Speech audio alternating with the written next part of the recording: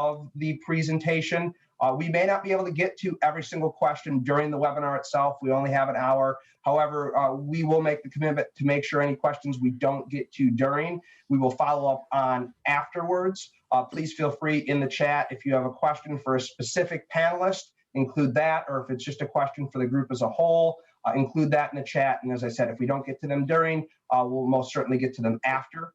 We are recording this webinar, and we'll send the recording out afterwards, as well as anything that we talk about during the presentation that we reference that we don't have time to go into in greater detail. We're fortunate to have a lot of information from IHRSA, that's kind of the larger trade organization from the fitness industry, that we'll have the opportunity to share if need be. So don't worry about jotting down really intense notes on the stuff that seems really complicated. We'll aim to send that out after the fact.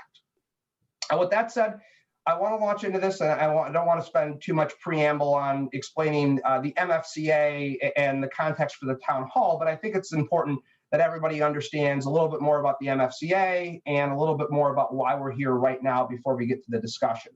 So the MFCA was actually formed as a direct result of the need to create a unified front and stand together as a fitness industry here in Michigan.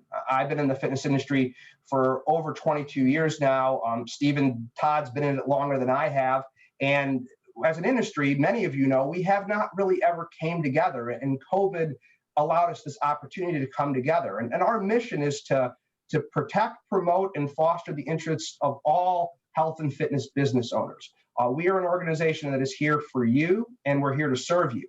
And beyond just being advocates through our lobbying efforts during COVID, which we're going to touch on a lot more during this webinar, we're also here to help advance and strengthen our position as an industry. We know we have the opportunity to become a very real and valid portion of the public health continuum in this country, but we've not had a platform to do it yet.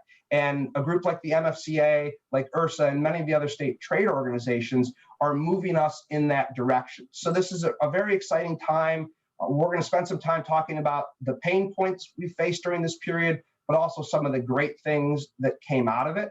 And certainly this period has devastated many parts of our industry, and we're going to talk about that today. But really, we want this to be a collaborative conversation. We certainly have things that we've prepared to talk about, but for this to be an effective transition of our industry into something greater than what it's been before, we need to all have a voice in the conversation. We all need to bring that voice to the table, and we hope today can be that first step. So without any further ado, I want to quickly introduce our panelists, and then I want to get to this because we have a lot to cover and only a short period of time to do it. So first, I'll introduce myself. My name is Mike Stack. I am the founder and CEO of Applied Fitness Solutions. I'm a board member for the MFCA, and I will be moderating the webinar. Brian Reif is the chairman of the MFCA, and he is also the, well, Brian, I pulled down your title from the screen, and now I can't remember it because it's fancy. So why don't you go ahead and tell everyone your title?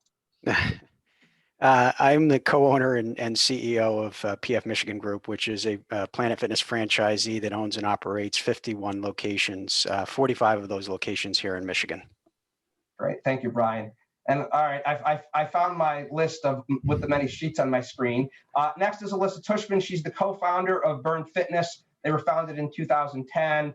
They have 3 Metro Detroit locations that are 15,000 to 20,000 square feet, beautiful locations. I've been to them, and she is the vice chair of the MFCA. Is that what we call you? Awesome. Got it. Got it. Thank you for joining us, Alyssa. Next, Stephen Todd. Stephen is the owner at Powerhouse Gyms International. He also has a fitness consulting company of which he's the president of, H&R Wellness. And Stephen is a veteran of the fitness industry. He and I used to work at Valley Total Fitness together, as we've reminisced a little bit about through this process. Stephen, how long have you been in the industry for? 1986 was the first time I took money as a personal trainer and said, here, give me your body and your goals, and we'll get you to where you need to be. In and out of the industry, but 100% back full-time since 1993. Absolutely, yeah, wow. In 1986, you don't want to know how old I was in 1986. No, I don't. Lastly, Matt Grabowski, he's the owner of 277 Spider Management, which owns and operates four Orange Theory locations in Ann Arbor, Brighton, and East Lansing. So Matt, thank you so much for joining us. Sure, glad to be here. So as everyone sees, we have a pretty wide variety of people on this panel, from Matt and Brian that are involved in a large franchise organization, myself and Alyssa that are involved in small startups, and then Stephen that kind of sits in the middle with a powerhouse intermediate sized franchise, as well as someone who's got a wealth of experience from various aspects of the industry. So we really want to get into a discussion today around where we're at, what we know, where we're going, and how we can all do this together. With that said, I want to turn it over to Brian to start to actually talk about what is the state of the fitness industry in Michigan as we enter 2021. Where are we at and where are we going? Yeah, thanks, Mike, and thank you everybody that has joined us on this call. I know it's this is our busy time of year, so we really appreciate you guys taking the time to join us in this town hall meeting. The answer to that question, I could probably go on for hours, but Mike told me I had about 2 minutes to try to succinctly capture the response. So in terms of where we're at with the industry here in Michigan, as everybody's aware on this call, we took a significant hit in 2020. Gyms were closed down for over 6 months. We were one of the last 4 states to reopen gyms in the United States. So us, North Carolina, New York, and New Jersey were arguably hit the longest, and that's full closure with no revenue. In addition, when we were allowed to reopen, we had significant reopening guidelines that increased the cost associated with us running our businesses, only to be compounded by significantly limited occupancy restrictions. In our case, 25% of allowable occupancy. So not a great scenario played out in 2020 for us. As far as those reopening guidelines and restrictions are concerned, I want to be clear that our number one priority, when I say our number one priority, I'm talking Michigan Fitness Club Association and its members, the group on this call and everybody that's joined us. And I think generally speaking, the gym industry across Michigan as well. Our number one priority is the safety and well-being of our employees, our members, and the public in general. I can't emphasize that enough. And to that end, we have implemented comprehensive protocols as it relates to physical distancing in our clubs, cleaning, sanitizing, and disinfecting, employee and member safety protocols, and lastly, robust contact tracing that we perform in our clubs. So to answer the question, where are we today? I'll start with the most recent IHRSA statistics. They're reporting that as of last week, 17% of fitness facilities in the United States have already closed permanently since the pandemic began. They're projecting that number, and they've been projecting that number for a while now, to hit 20% through the end of 2021. So here in Michigan, prior to the pandemic, there were a little over 1,000 clubs and fitness studios open in Michigan. So that represents, by the end of this year, close to 200 locations will have been closed. A lot of those have already closed, we're in rough shape. We're clearly in survival mode, and we're dealing with things with information and data and reporting on the impact of COVID almost on a daily basis. So while we're not out of the woods by a long shot, there are reasons to be optimistic.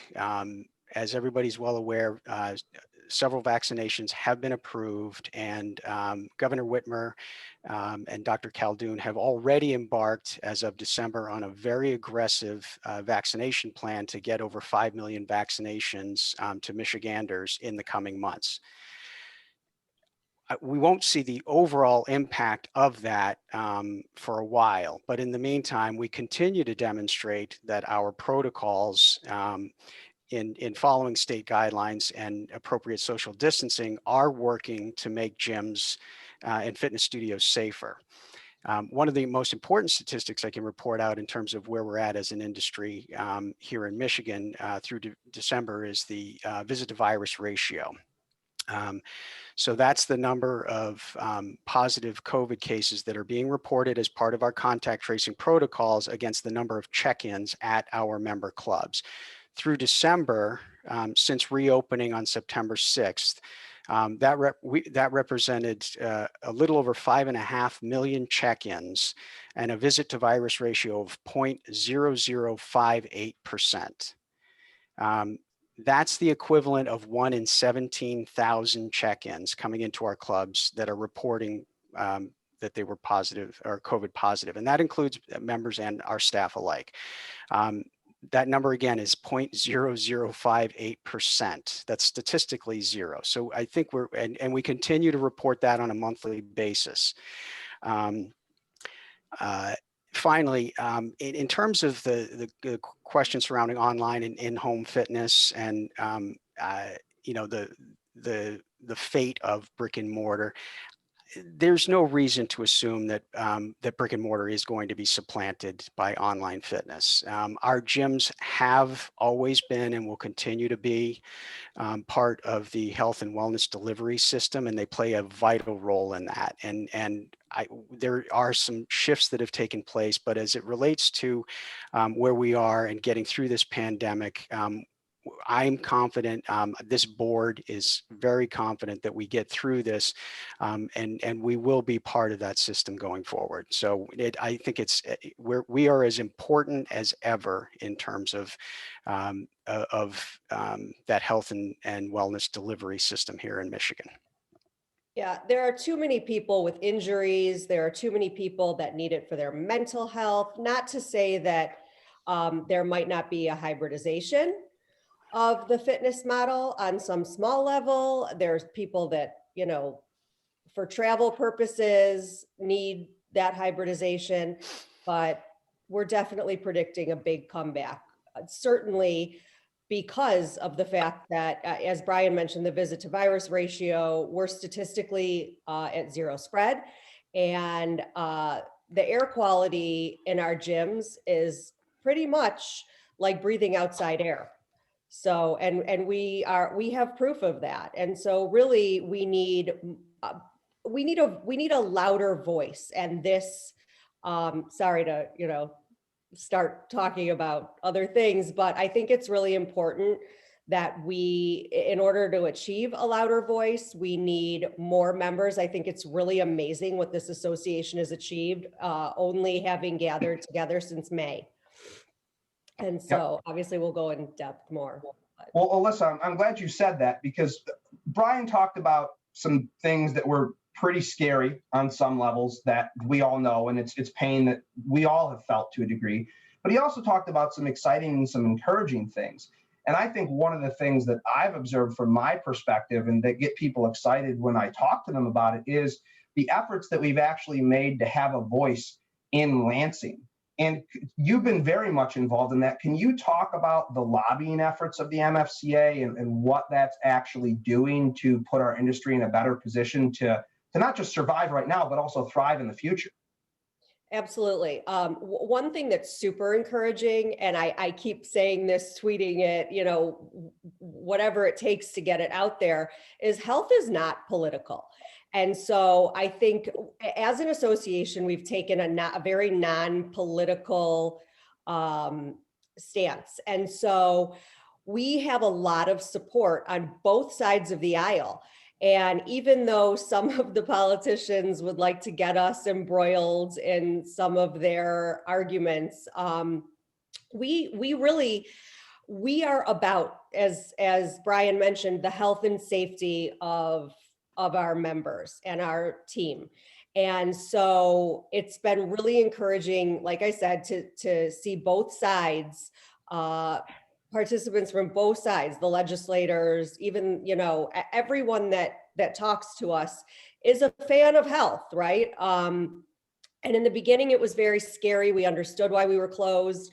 But the more data we gather and we take to the governor, to the legislators, It's very obvious that we are essential, that we need to be open for the health and welfare of our members. So yeah, we are constantly finally communicating with the governor's office, with MDHHS, with lots and lots of legislators. We had the event at the Capitol, which was not a protest. It was just a way to get people together and spread awareness of what we needed to do. Our efforts have been widespread, ongoing. I don't think there's a single person in Lansing that isn't aware of our efforts now and who isn't willing to talk to us and engage with us. And I think our reputation is extremely positive. I think everybody would agree with that. That we were part of every press release, regarding fitness centers. And I think that they want us open, need us open. And again, we're certainly a positive part of the conversation at this point. So it's been a PR effort, it's been a lobbying effort, and it's going very, very well. I would just add on to, I agree with what Alyssa said. Lobbying is about relationships, and what we've been able to accomplish in forming the MFCA back in April to where we are today.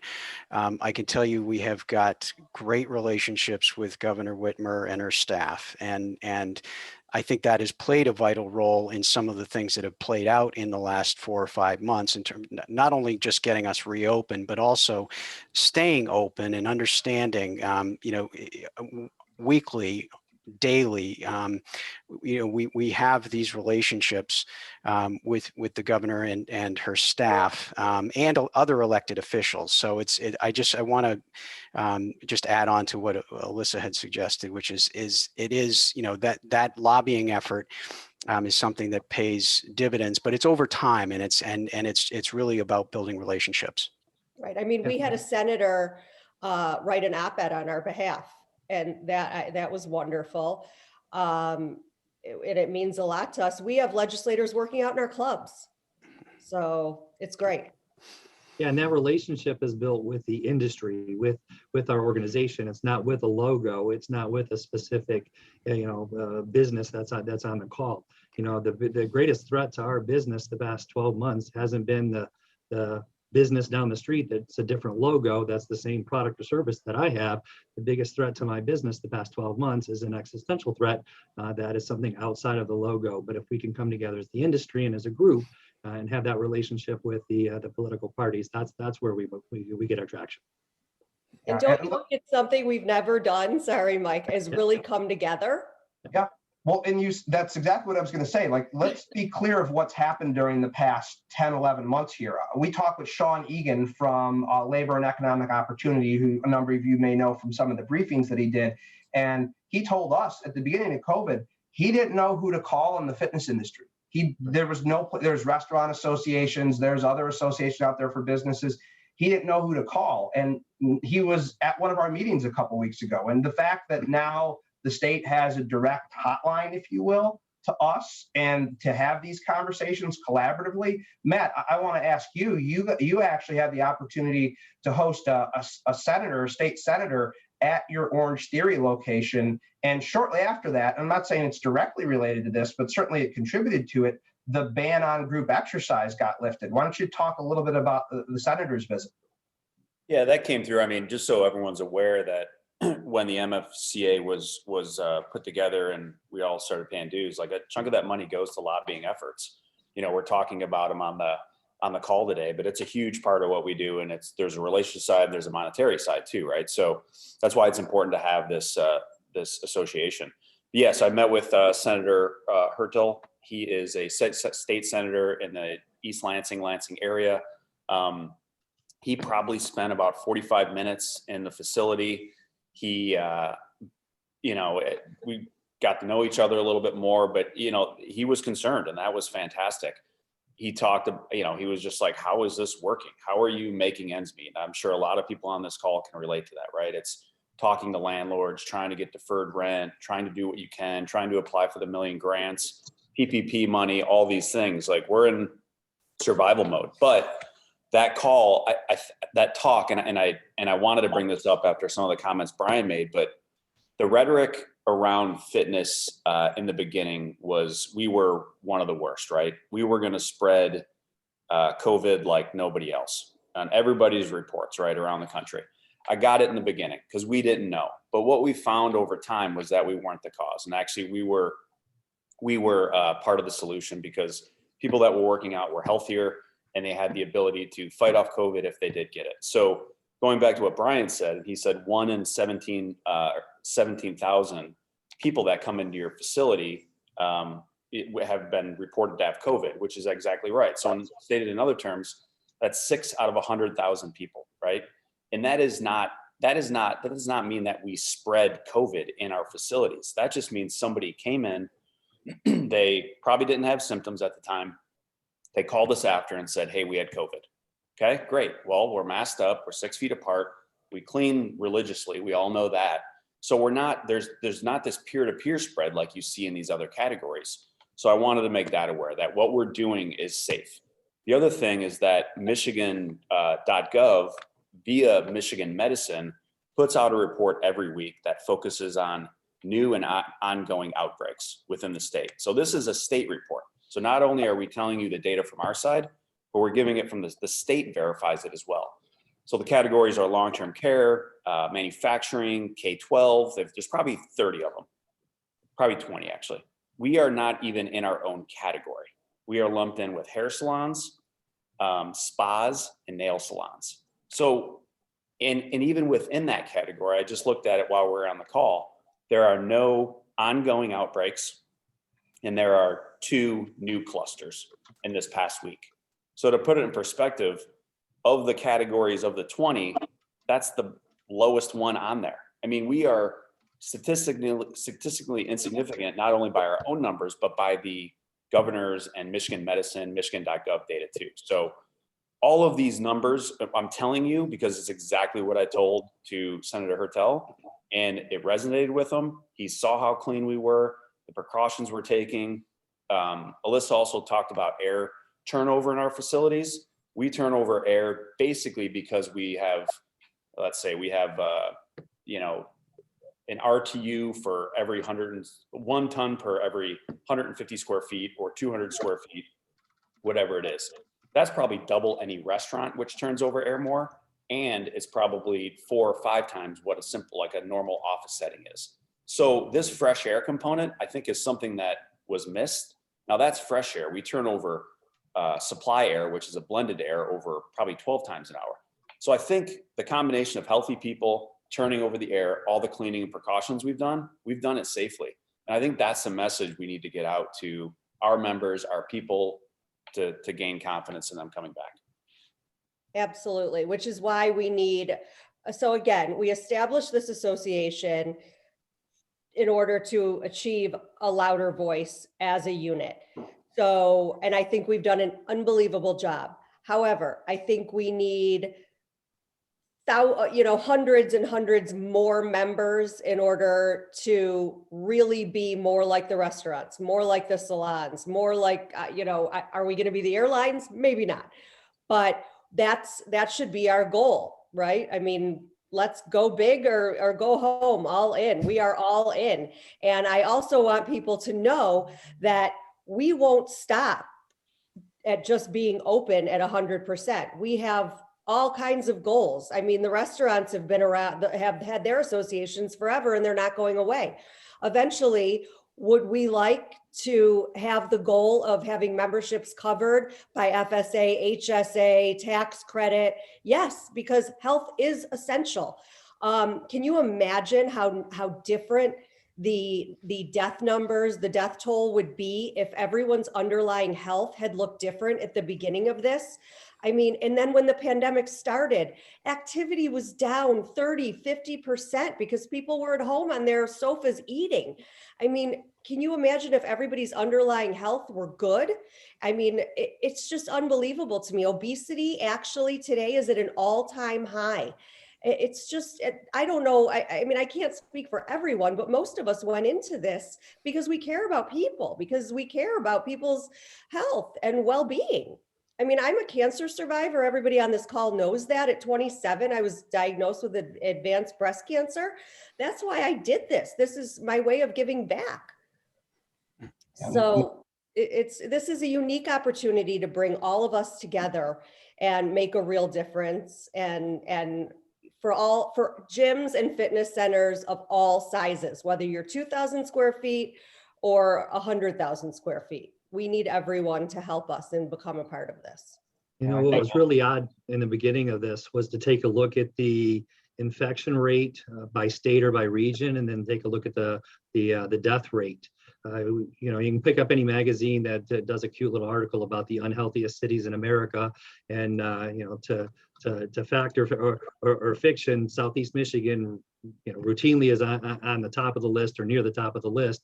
But in the early days, when we didn't know much about the COVID response and everybody was in shutdown, I want to think Michigan was 8th or 9th in infections, but 3rd in death rate. You know, everyone on the call, we like to think of exercise as part of the healthcare continuum. Most of us have exercise as medicine or other certifications that run through there. But to Alyssa's point, you know, when we're looking at this on a broader scale, the health of our population has definitely decreased the past 12 months. Childhood obesity is going to be astronomical. The numbers on that are going to go through the roof when this comes out. You know, for us to just say, hey, we're going to sit back and see what happens as an industry, you know, now's our chance to kind of push the boundaries a little bit. I understand that, you know, we've got certain needs that have to be set up for now, but while we're doing that, we can lay the platform for future discussions and a future of the industry that looks a little different than it does today. And you hear the passion in Alyssa and Steven's voice here, and I think that just really echoes the passion that we all have for what we do. And it's very clear that this effort to engage state representatives and legislators and start this discussion has been very successful. And it's clear what we need to do to continue it, which is have more people involved. And I appreciate, Alyssa, you taking the time to mention that. But I want to get practical here for a second. We've got a lot of gyms and fitness owners and operators that are on this webinar right now, and we're all dealing with the same stuff. And I've seen some questions coming up in the chat. What are you doing with masks and things like that? So we want to hit on some areas that are valuable lessons that we've learned. And when I say we, one of the great parts about the MFCA is we, as in all the members of the MFCA that are able to share this information, we're just going to summarize the best practices that we've heard from a lot of our members. And Alyssa, I want you to talk a little bit first about something that I think is so critical during a time like this, which is the culture and the community and the retention of your employees and your members during a period of time like this. What valuable lessons have we learned there that we could share? Yeah, so like a lot of other gym owners, we've lost a huge portion of our member base, actually almost 50%. We have 3 locations, and sadly, people aren't aware of the facts, meaning our air turnover and how the visit to virus ratios. They're just scared. And so they've either put holds on their memberships or they've canceled. So what do you need to do to survive? Sadly, some people have run out of money and they are closed, right? 20 to 25% of people have gone out of business. So what we're aware of is just the good old fashioned customer service and culture of our business, and taking care of the members that we have is everything.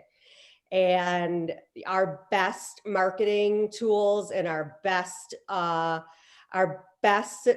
tools for success right now are the communities that we've built, the beautiful culture that's been built within our clubs, and word of mouth and all the wonderful feedback and even written and verbal testimonials from our existing members saying how safe they feel. And to take it a step further, we've even sent those along with all of yours to the administration. So it's a double whammy, right? You take care of your existing members because that's what you have right now to sustain you through this difficult time. And then it's also taking care of the industry, keeping us open. Mike, I would, and that's exactly right. And I think the word Alyssa used was caring. And I think that one of the most valuable lessons we learned along the way was just the continued need to emphasize that we care about our employees too. And I know it's the most overused word in the last 9 months, but pivot was so all of these businesses, ours included, had to pivot. Nobody had ever had to, there was no crisis plan in place dealing with a pandemic. So I think the important lesson that we learned, and I think a lot of us learned, was under the circumstances, what can we do? And certainly while we were shut down, it was our intention, to the extent that we could do it, to keep as many people employed.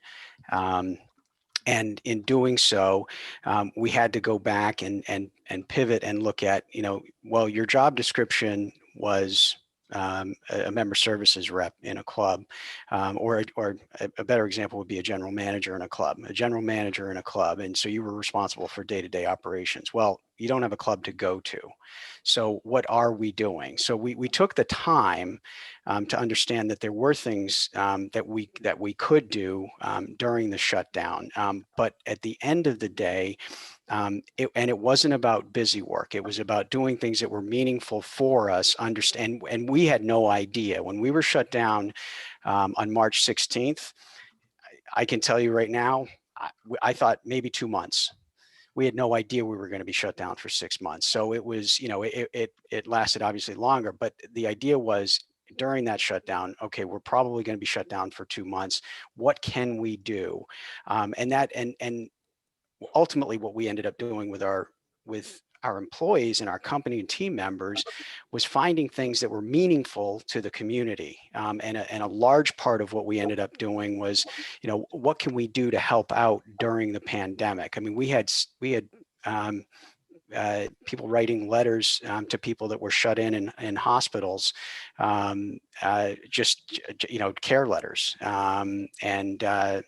So I think it was important just to kind of emphasize one of the lessons that we took away from it is, how is it that in a crisis situation, can you think about taking care of your team members? Absolutely. And I think as we know, it is easier to retain the members you have than it is to acquire new members. It's easier and it's certainly less costly. And I think those of us that are owners and operators are acutely aware that it's not just a combination of member retention, but also employee retention now, because sadly, not only have we lost a lot of great members during the pandemic, but we've also lost a lot of great employees. And we really need to make sure we take care of the people that we have right now as best as we possibly can. And Brian, I love a lot of what you said right there of just connecting people to the opportunity to serve, because that's what we are. We're in this industry. Look, no one got into this to make millions and millions of dollars. If you got into fitness to make millions, you picked the wrong industry. You got in this because you wanted to serve and you wanted to help people. And I think that that's great. Let's change gears here, and let's also acknowledge that we still have to do some marketing. And talking very practically now, what is happening from a marketing perspective? And Matt, I'm going to throw it over to you and then see if anybody else has any thoughts. What are we doing to market to stay relevant, stay in the consumer's minds, but also maybe drive some acquisition right now?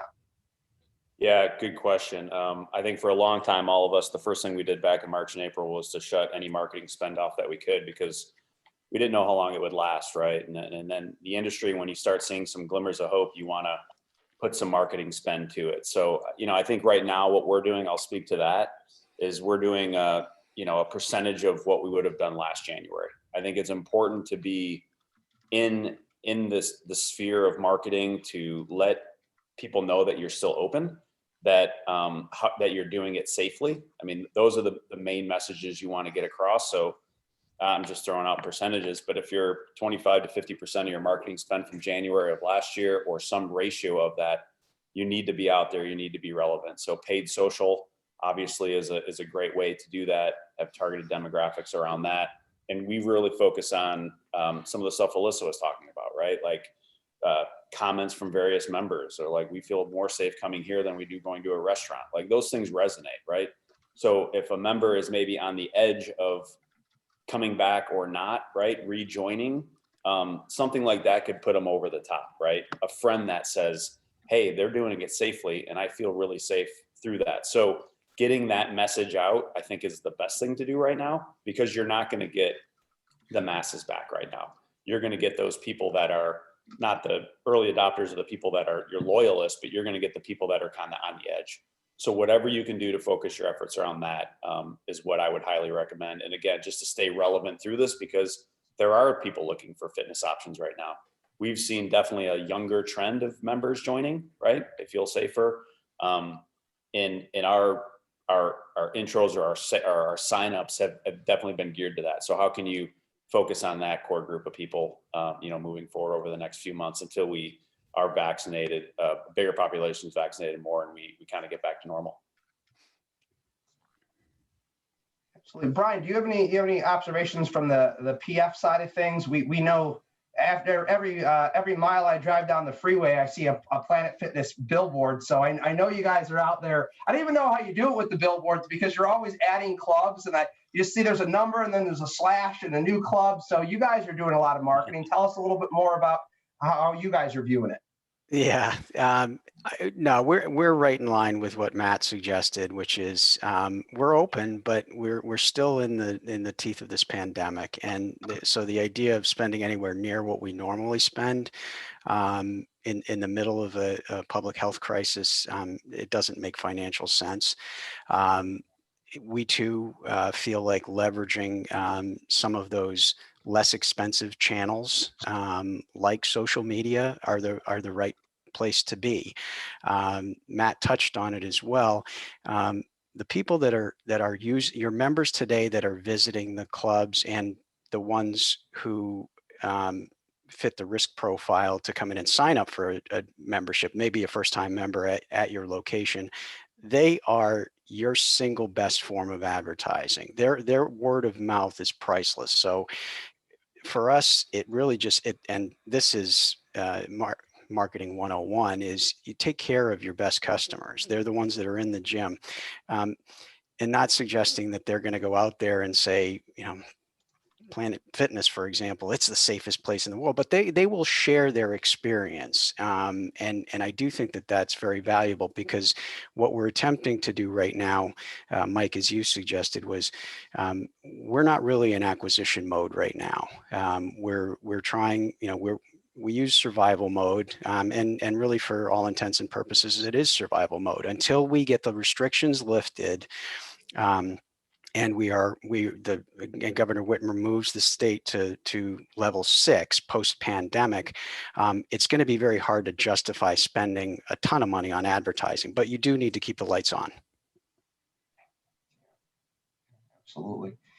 You said a couple of things that I think are interesting with regard to just kind of where we're going, and we actually got a good question that I think is something that's worth bringing up with regard to just some of the operational challenges. And I'll talk about it. It's certainly the elephant in the room with regard to fitness, which is we got people in our facilities that are wearing masks, and it's not comfortable to wear a mask to a grocery store, let alone when you're running on a 10% incline on a treadmill at Orange Theory.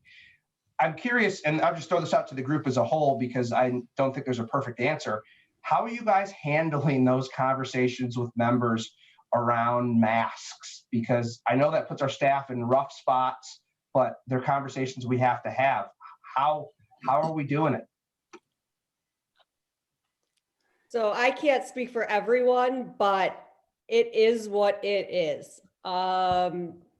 We have decided that we're happy to be open, and I can say that we have lost members due to the rule. We also have plenty of members on hold due to the rule, but I can also tell you that I do it in my own clubs, and it's really not as bad as I expected. At first, it took some adjusting. It also makes you work harder, so it's a better workout.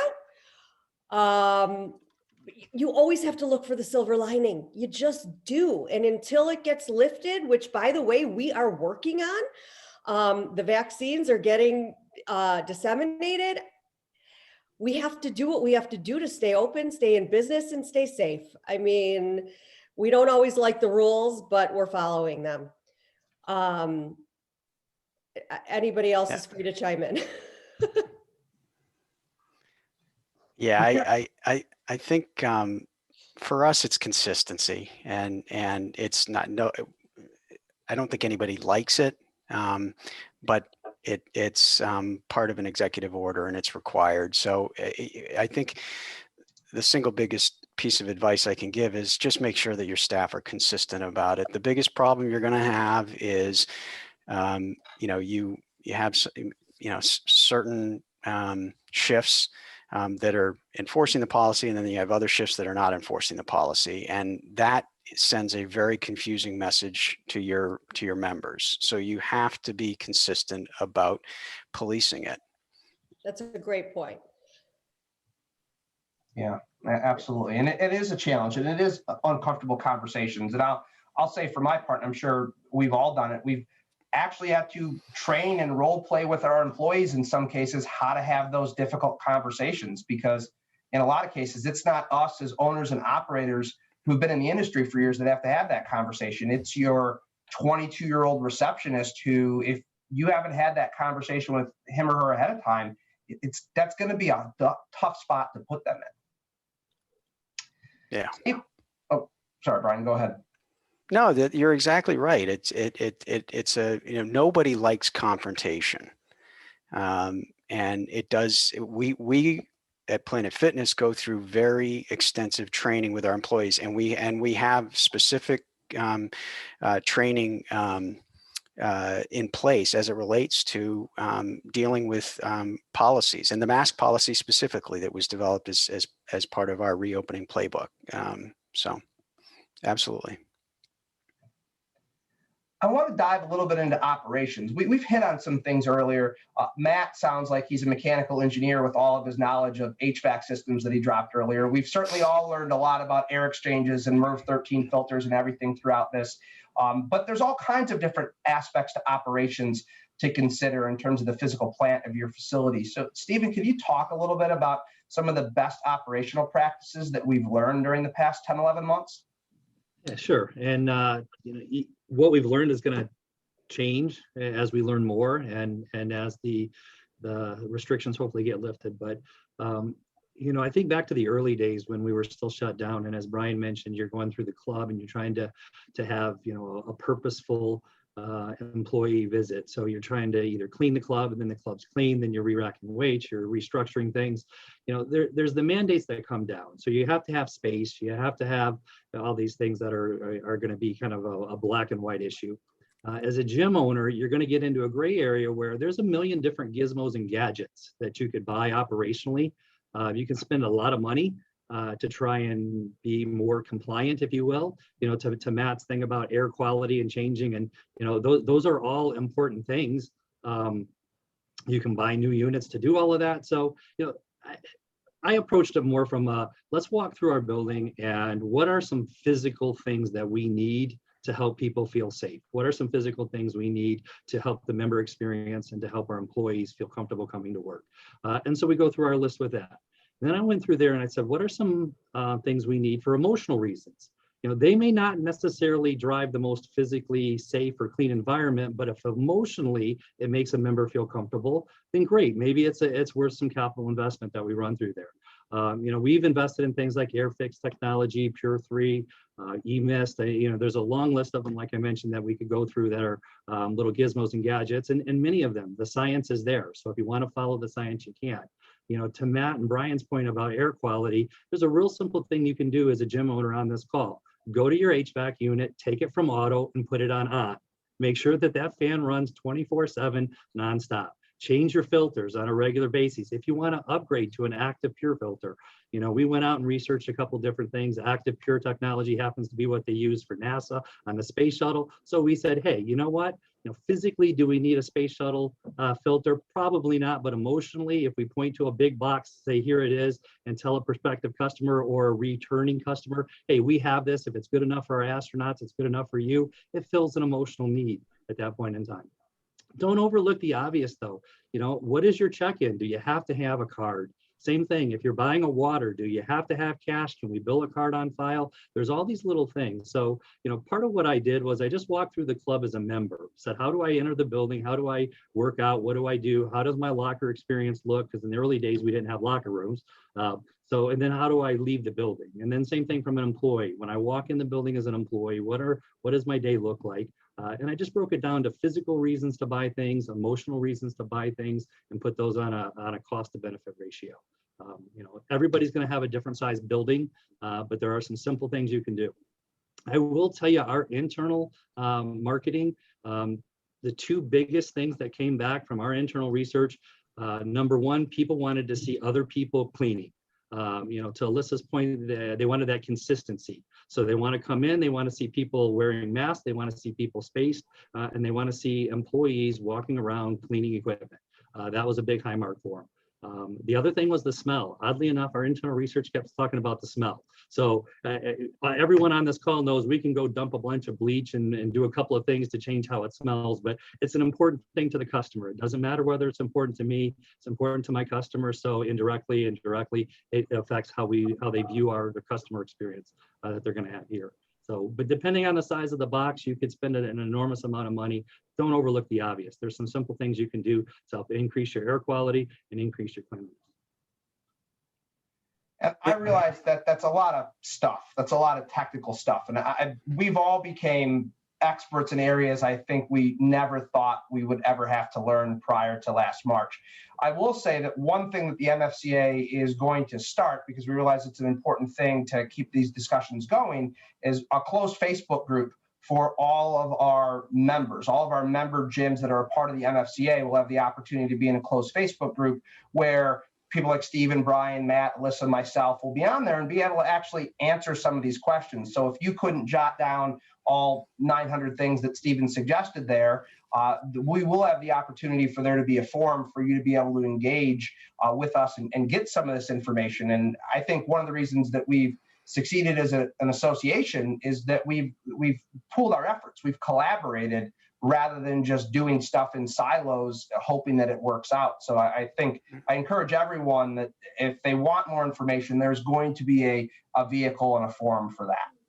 Now, to Mike's point, don't reinvent the wheel. If you're on this call and you have no clue where to start, if you're on this call and you've done 2 or 3 things, if you're on this call and you're thinking about making a large capital expenditure, if you want our advice, you know how to get a hold of us, okay? If you need some assistance, that's what we're here for. That's what the organization at its grassroots is, to help each other out through this. So, as I mentioned, when Mike asked me, I could come up with pages and pages of things we could do. It doesn't mean that everyone on this call should do it. So if you have a question, get a hold of us. We're happy to help you out.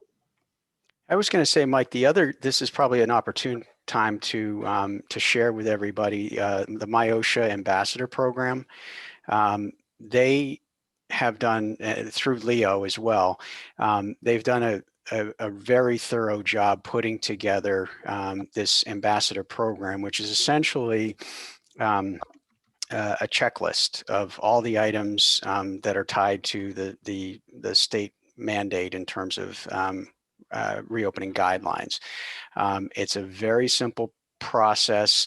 They will come out and meet with you and go through the checklist that you've already furnished to them, and they will point out anything in your club that is missing and give you an opportunity to correct it, for lack of a better word. And then ultimately, you'll get a sticker to put on your front window as a participant in the MyOSHA program.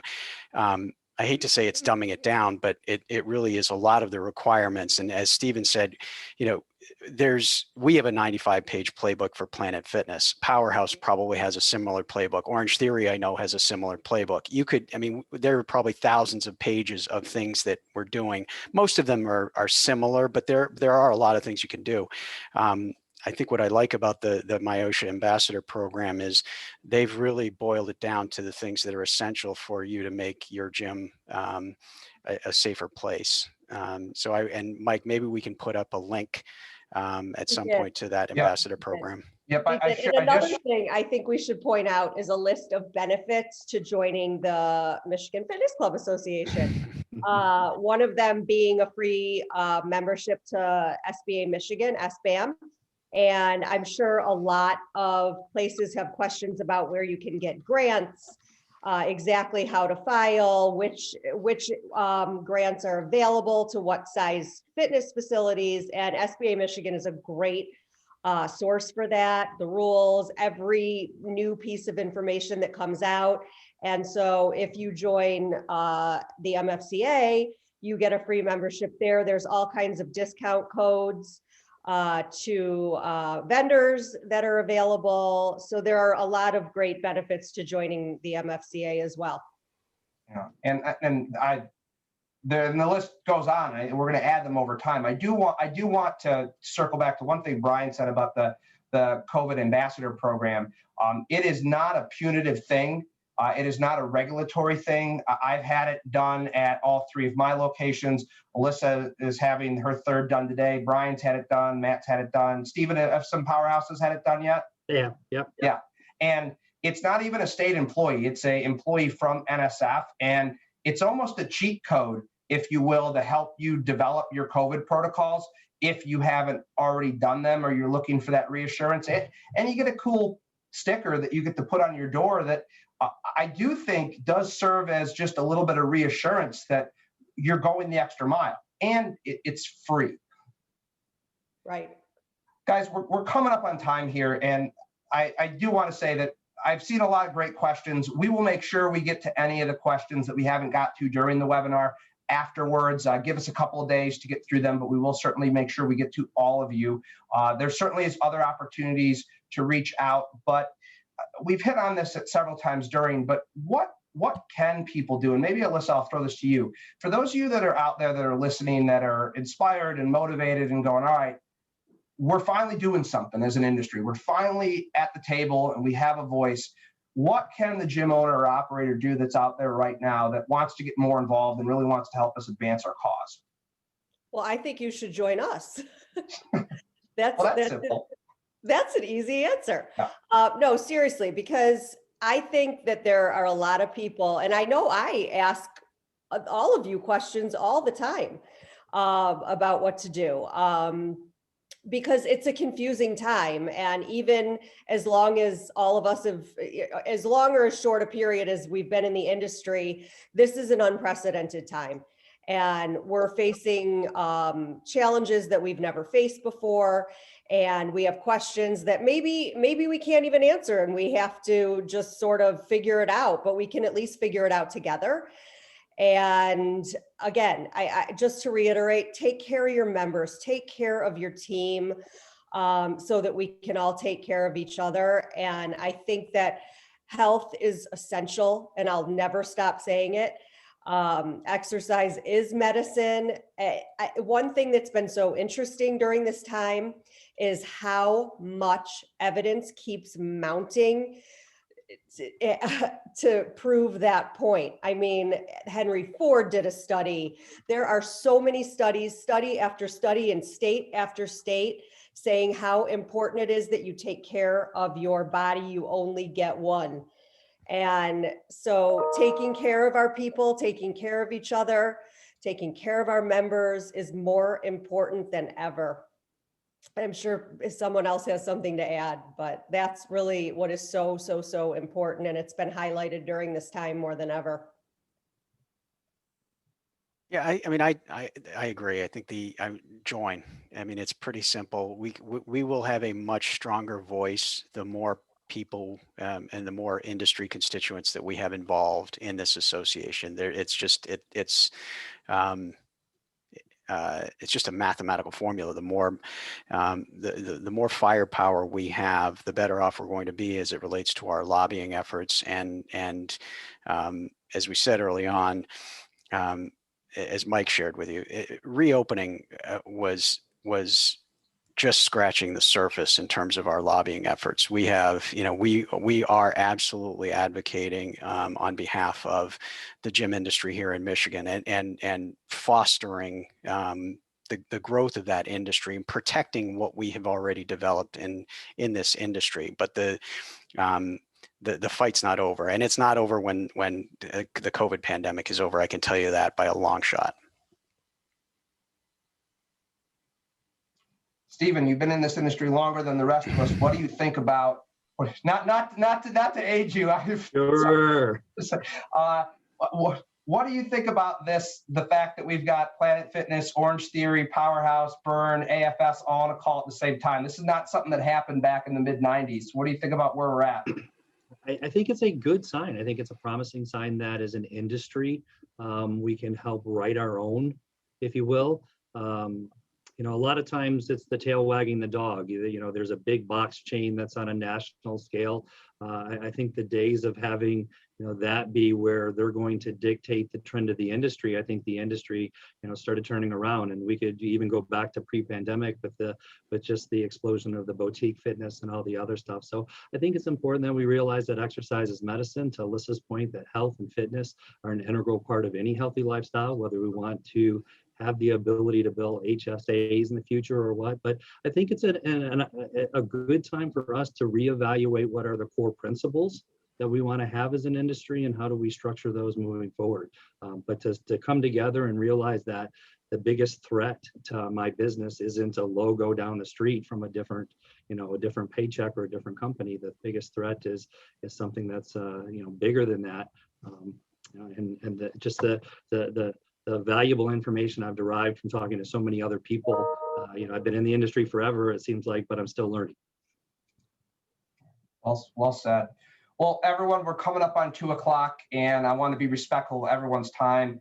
Thank you so much for everyone joining us, panelists Brian, Stephen, Matt, Alyssa, for your expertise. This is incredibly valuable. I do want to say that we do plan to do additional webinars. Today was kind of a broad swath of things that we discussed that were a little all over the place, because we just kind of wanted to get everybody up to speed. Our goal in the future is to do more targeted webinars around certain topics and certain domains. And certainly we want to hear from all of you in terms of what you're looking to hear for future webinars. So please reach out to us. I posted the link to the MFCA's website in the comments, just in case people didn't see that. It's mfcafit.org. That's mfcafit.org. You can go there, submit a contact form if you have more information you want to know about membership, how to get involved, how to add your voice, or what we should be talking about in the future. Please reach out to us. As Stephen said, this is our opportunity to come together as an industry, and this is the opportunity that we've wanted for years to actually be part of the healthcare system. And we're right on the cusp of that, but we need all of you that are on here and all of your friends to help us do that. So I hope you found today valuable. Panelists, thank you so much. And if anybody has any questions, please feel free to reach out to us. We are certainly here to help. Thanks, Mike. Thank you, everyone. Thanks, everybody. For joining. Have a good day.